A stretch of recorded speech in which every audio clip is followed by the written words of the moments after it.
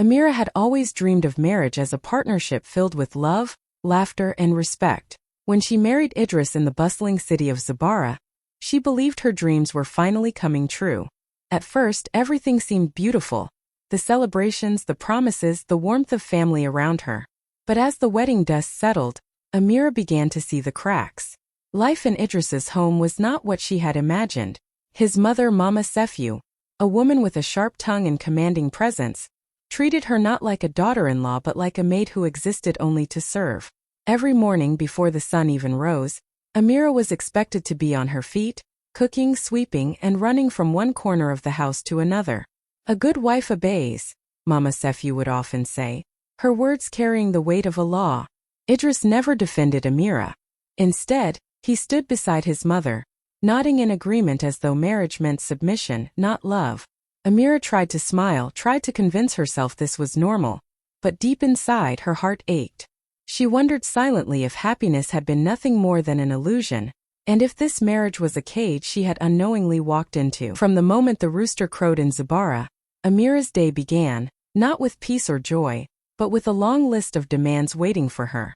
She would stumble out of bed, her eyes heavy with sleep, only to hear Mama Sefiu's voice echoing through the walls. "Amira, fetch water. Amira, prepare the fire.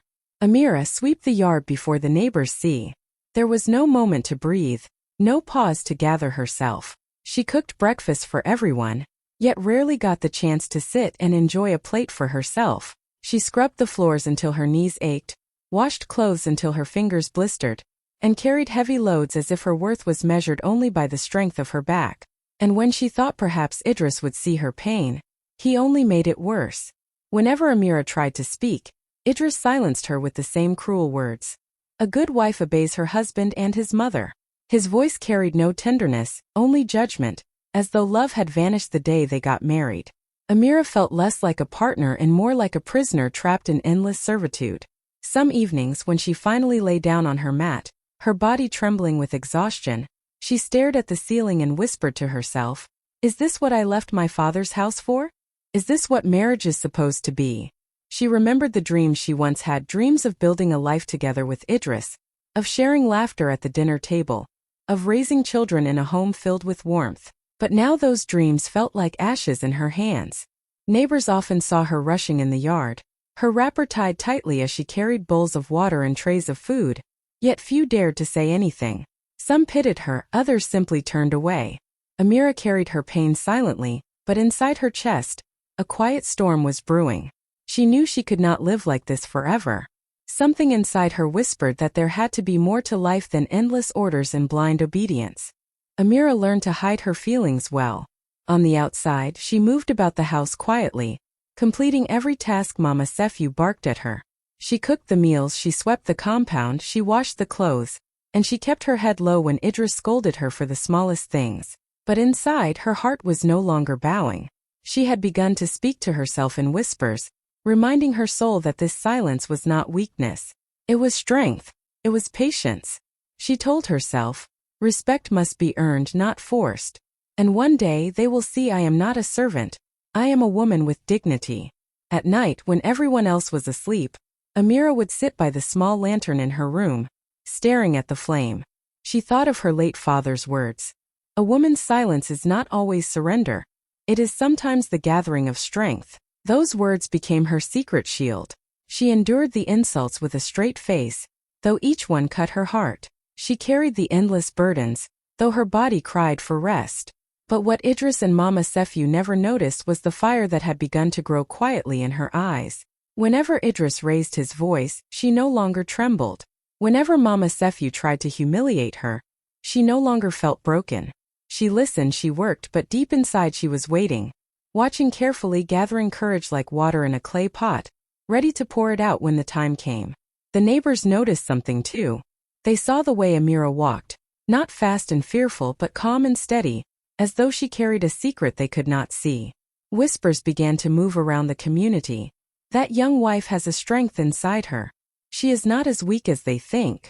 Amira's quiet resistance became her power. She refused to lose her dignity, even in the face of endless humiliation. She waited for the right moment, knowing the day would come when truth would speak louder than obedience. and when it did, no one would be able to silence her again. The evening started like any other, with Mama Sefu calling out orders as though Amira were nothing more than a servant.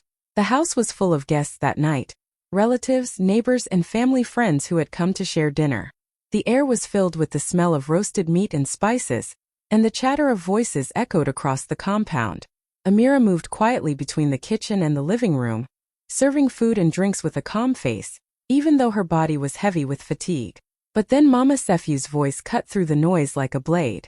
"Amira," she said loudly so that everyone could hear. "Come here and kneel. Wash my feet before the guests. Let them see you know your place." The room fell silent. Some of the women gasped softly, others glanced away in discomfort. Everyone's eyes turned to Amira, waiting for her to obey as she always did. But this time was different. Amira stood still, her hand steady on the tray she carried.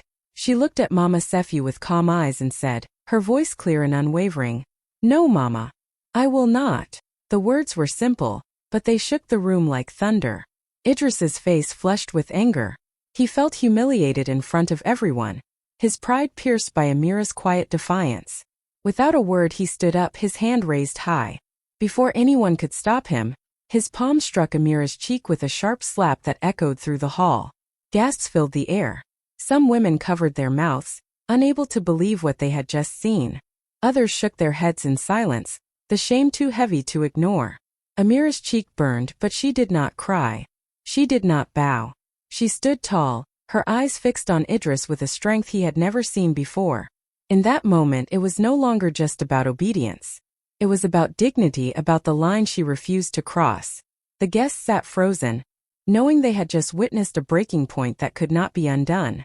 The sound of the slap still hung in the air, sharp and heavy, like a curse no one could take back.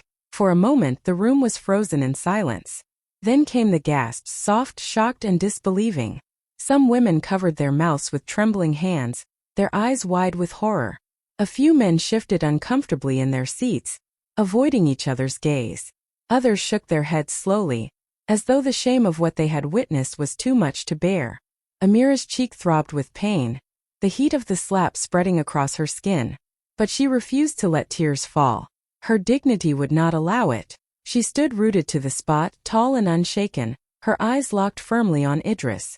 That steady gaze said more than words ever could. It carried her anger, her hurt, and her unbroken spirit. Idris, however, could not meet her eyes. For all his anger, there was fear flickering in his expression, though he tried to hide it behind a mask of pride. Mama Sefu tried to act as though nothing had happened, forcing a laugh that sounded strained and hollow. "Ah, these small things between husband and wife," she said, waving her hand. "Let us eat, the food is getting cold." But her words did not erase what the guests had seen. The slap had cracked the picture of power Idris and his mother tried to paint, and no one could pretend it hadn't happened. Whispers began to move through the hall like a secret wind. "Did you see that?" one woman murmured. "In front of everyone?" another replied, shaking her head. Respect for Idris began to drain from the room, and in its place grew a quiet respect for the woman who still stood with her head held high despite her humiliation. Amira's silence was louder than any scream. Her refusal to bow, her refusal to crumble, turned that moment of disgrace into a moment of strength. Every eye that looked at her saw not just a slapped wife, but a woman who carried a strength greater than the hand that struck her. Amira had carried her pain in silence for many months, but silence did not mean blindness. She had seen the signs long before this night. Idris often returned home late, his excuses thin and careless. He would leave the house in a hurry after whispered phone calls, his face lit by a smile that was never for her. Sometimes when he walked past, the faint scent of perfume lingered on his clothes, sweet and expensive, a fragrance Amira knew she had never worn. At first, she told herself it was her imagination. She tried to believe in her marriage, tried to hold on to hope that Idris would change, that love would return. But the truth was too loud to ignore. One evening while cleaning the living room, she had found a second phone tucked beneath the cushions of the sofa. The screen lit up with messages that made her heart pound and her hands tremble. "I miss you. When will you leave her? You belong with me." Idris had promised another woman the very things he had denied his wife. Amira did not confront him then. Instead she grew wiser. She began to collect the messages quietly, saving every word, every photo, every piece of evidence. Each time he left the house late at night, she made note of it. Each time he lied, she stored it in her memory. It was as though life itself was preparing her for a day when truth would have to stand taller than her silence. Many times she wanted to scream, to throw the phone in his face and demand answers. But something inside her told her to wait. Wait for the right moment. Wait until the mask Idris wore in front of the world would be ripped away not by her anger, but by his own deceit. So she waited, carrying her secret like a weapon hidden in her heart. And while Idris believed he had full control, Amira knew the day would come when his lies would no longer be his alone, when the world would see the man he truly was. The room was still tense, the sound of the slap echoing in everyone's memory, when Mama Sefiu suddenly clapped her hands and forced out a laugh. It was the kind of laugh that tried to erase what people had just seen, but it only made the silence heavier. Guests please, she said loudly, her smile stiff. Food is on the table, let us eat. These little things between husband and wife should not disturb us. She gestured toward the dishes, trying to pretend nothing had happened. But no one moved. The plates of food sat untouched, the aroma filling the air. But the appetite of the guests had disappeared. The humiliation of the moment clung to the room like smoke after a fire. People's eyes shifted uneasily, some glancing at Amira, others at Idris, and many avoiding looking at anyone at all. Amira's cheek still burned from the slap, but her spirit stood taller than ever. She slowly lifted her hand and pressed it gently against her face, not out of weakness but as if sealing the memory of the pain. Then she straightened her back, lifted her chin, and let her eyes travel across the room. The weight of her silence held everyone's attention. Finally, her voice broke through the heavy air, calm, steady, and firm. If respect is demanded, she said, her words clear and sharp, then let truth be revealed. The hall grew even quieter, as though every heart had stopped beating for a moment. The guests leaned in, sensing that something bigger than a family quarrel was about to unfold. Idris shifted uneasily in his chair, his pride wounded and his secrets pressing hard against him. Mama Sefiu's fake smile faded, her laughter drying up as her eyes darted nervously between her son and her daughter-in-law. Amira stood in the center of the storm, her dignity wrapping around her like armor. She was no longer just a wife obeying orders. She was a woman ready to speak, ready to tear away the mask that Idris had been hiding behind. The guests knew it too. This night would not end. All eyes were fixed on Amira, the silence so thick that even the clinking of spoons had stopped. She took a slow breath, her heart pounding hard against her chest, but her face remained calm. With deliberate movements, she slipped her hand into the folds of her dress and pulled out a small phone. It wasn't the one Idris normally carried. The guests recognized that immediately. This was something else, something secret. The murmurs began at once, soft and restless, like ripples spreading across water. Idris's eyes widened, and for the first time that evening, fear flashed across his face. He half rose from his chair, his voice sharp. Amira, what are you doing with that? But his anger did little to mask the panic that had already betrayed him. Amira held the phone firmly, though her hands trembled ever so slightly. She turned to the guests, her voice steady, every word striking like a drumbeat. Shall we show them what kind of husband he truly is? Her question hung in the air, heavy and unyielding. A gasp moved through the hall as people leaned forward, their curiosity colliding with disbelief. Idris tried to laugh, but it came out weak and broken. This is nonsense. She's making things up. He stretched out his hand as if to grab the phone, but Amira stepped back, her eyes blazing with determination. No, she said firmly. For too long you have hidden behind respect you do not deserve. Tonight the truth will speak louder than your lies. The guests whispered furiously among themselves, some shaking their heads, others nodding as though they had long suspected something was wrong. Mama Sefiu sat stiffly, her face pale, unable to say a word. Amira held the phone high for everyone to see, her courage rising above the trembling in her fingers. In that moment she was no longer the quiet, obedient wife. She was the voice of truth in a room full of lies, and no one, not Idris, not Mama Sefiu, not even the weight of tradition, could silence her now. The stage was. Amira's fingers hovered over the phone for a moment, her chest rising and falling as she gathered courage. The hall was so quiet that even the crackle of the lantern seemed loud. Then with one steady breath, She unlocked the phone and opened the messages. Her voice, though calm, carried the weight of a storm as she began to read. I can't wait to leave her. She is nothing compared to you. A gasp swept through the room. Amira's eyes flicked up briefly, catching the faces of the guests, then dropped back to the screen. She continued, her words slicing through the silence. You are the one I should have married, not her. Soon I'll find a way to make it happen. The whispers grew louder now, people covering their mouths in shock. Idris shifted in his chair, his face drained of color, his lips moving without sound. Amira's hand trembled, but her voice did not. She doesn't satisfy me. She is weak, dull, and only knows how to cry. You are the woman I need by my side. The words burned as they left her lips, each one cutting deeper into her chest than the sting of the slap she had endured earlier. Yet she did not stop. She refused to let the pain silence her. Idris finally shouted, "Enough! Stop this madness!" But no one listened to him anymore. All eyes were on Amira, and all ears were hearing the truth he had tried so hard to hide. The final message she read was like the final blow to his reputation. When the time is right, I will leave her humiliated, and you and I will live the life we deserve. The room erupted in murmurs, disbelief mixing with outrage. Amira lowered the phone slowly, her cheeks still burning but her dignity shining brighter than ever.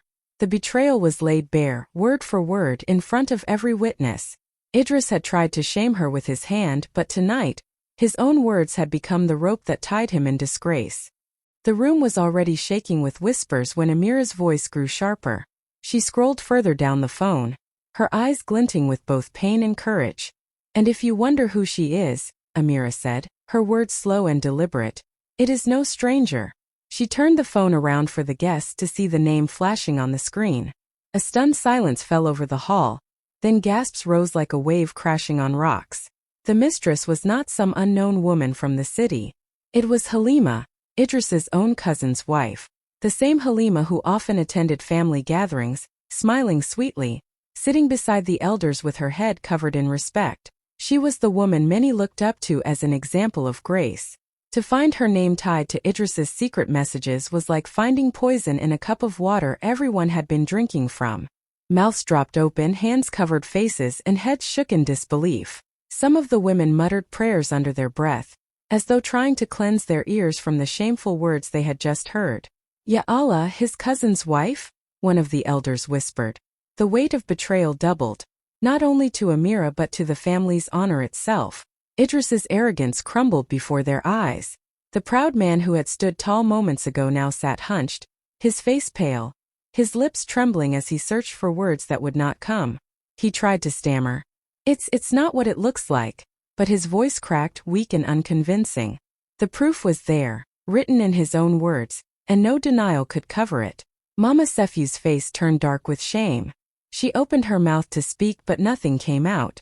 The guests were already looking at her son not as the honorable man she always defended, but as a liar, a cheater, and a man who had disgraced his own bloodline.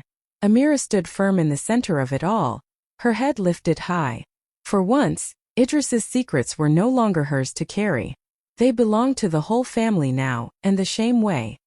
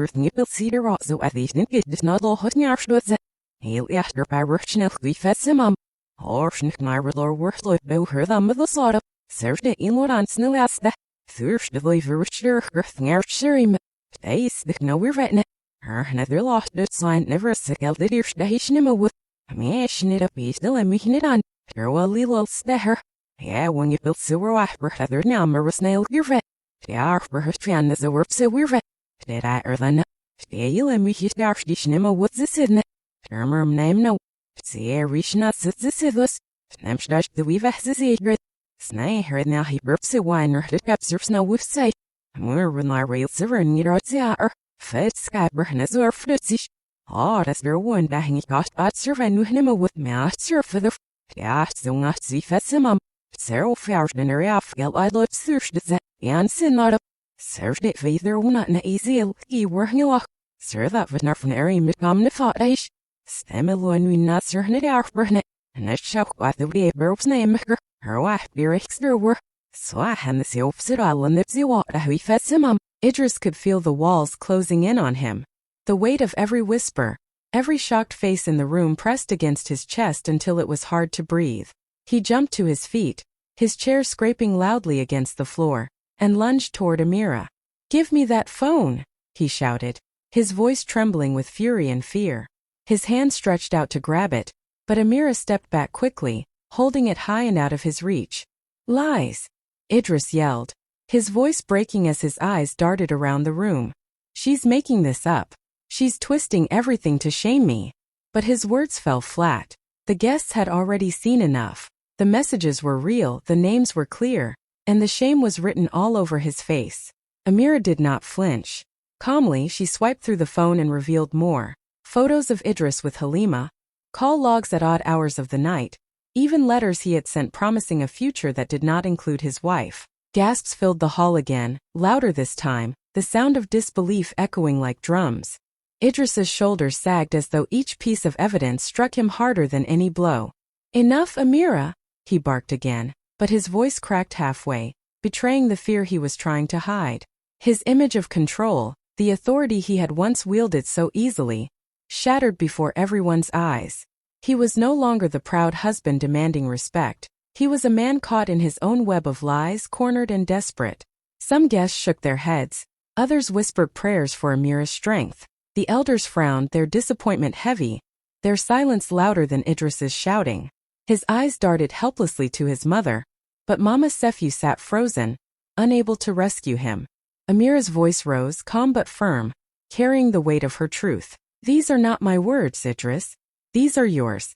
Tonight you will be judged not by me, but by the truth you tried to hide." And with that, the last of his pride crumbled. Idris was exposed, stripped of his. The room had reached its boiling point. The whispers turned into heavy silence as the elders, the most respected voices in the family, slowly rose to their feet. Their faces were stern, their eyes filled with disappointment that cut deeper than any slap. One of them, Elder Jemba, a man known for his wisdom and fairness, stepped forward. His voice was steady but sharp, every word carrying the weight of truth. "A man who cheats," he said, his gaze fixed on Idris, "and a man who raises his hand against his wife is no man at all." The hall erupted in murmurs of agreement. Women nodded, some with tears in their eyes, and men looked away from Idris, ashamed to even be associated with him. The shame he had tried to pour on Amira now sat heavily on his own shoulders, visible for all to see.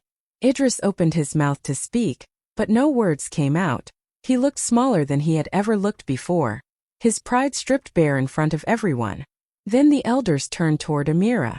Elder Jemba lifted his hand slightly, pointing at her. "This woman," he said firmly, "has carried herself with dignity in the face of pain. She has endured what many would not, and tonight she has spoken the truth without fear. She deserves respect, not humiliation." The guests nodded in agreement, their eyes softening as they looked at Amira. For the first time since the night began, Amira felt the room shift in her favor. She had walked into the gathering as the woman constantly silenced and shamed, but now she stood as the voice of truth and strength. The respect that Idris had demanded but lost was now flowing toward her naturally, freely, from every corner of the hall. Some women whispered, "May God bless her courage." Others said, "This is the strength of a true wife." Even the men who had stayed quiet all night now looked at her with newfound admiration. Idris sat defeated, his head lowered while Amira stood tall. In that moment the judgment was clear. The liar was shamed and the wa. Amira stood in the center of the hall, her cheek still marked by Idris's slap, but her spirit shining brighter than ever. The elder's words still hung in the air, the whispers of the guests circling like fire, yet she remained calm. She looked straight at Idris, her voice steady, her chin lifted with pride. "You wanted to shame me," she said slowly, every word falling heavy in the silence. "But today truth has shamed you." Idris tried to speak, his mouth opening and closing, but no words came out. His face was pale, his eyes darting between the guests, desperate for someone to defend him. But no one moved. Even his own mother sat in silence, her head bowed, unable to save him. Amira took a deep breath, her hands no longer trembling. She placed the phone gently on the table in front of the elders, as though leaving behind the final piece of her burden. Then with graceful steps she turned toward the door. Her wrapper swayed lightly around her ankles, and the soft sound of her footsteps filled the room. The guests parted for her without a word, their eyes following her with admiration. Some women wiped their tears quietly, inspired by her courage. Others nodded with respect, whispering prayers for her future. For many, it was the first time they had seen a woman walk away from disgrace with her dignity not only intact, but shining like a crown. Idris sat slumped in his chair, drowning in the scandal he had created for himself. His pride, his authority, his secrets, everything had been stripped away in front of the very people whose respect he craved. Now he was left with nothing but shame. Amira, on the other hand, walked out not as a defeated wife, but as a woman who had chosen herself over humiliation. The door closed softly behind her, but the echo of her courage stayed in the hall, leaving Idris to face the ruins of his lies alone. By the next morning, the story of what happened in Idris's house had spread across Zabara like wildfire. People whispered about it in the markets, spoke of it in hushed tones at the water wells, and repeated it in family gatherings. But the whispers were not about Amira's shame, they were about her courage. Women told each other, "She stood tall even when the world tried to break her. She showed us that silence does not mean weakness." Amira, once seen as the quiet wife who bowed her head to every command, was now spoken of with admiration. Her dignity, her calm defiance, and the way she exposed the truth became an example for women who felt trapped in their own struggles. She reminded them that respect cannot be forced, and that no woman should accept humiliation as the price of marriage. Idris, on the other hand, could not escape the shadow of disgrace. Everywhere he went, eyes followed him, not with respect but with mockery. Men who once admired him now shook their heads, and women whispered about his betrayal. His mother, once proud and loud, now kept to herself, unable to erase the shame her son had brought upon the family. Amira did not return to that house. Instead, she began to rebuild her life with quiet strength. She carried her pain with grace, but also her victory with pride. And in Zabara she became more than just a wife. She became a symbol of honor, a woman who stood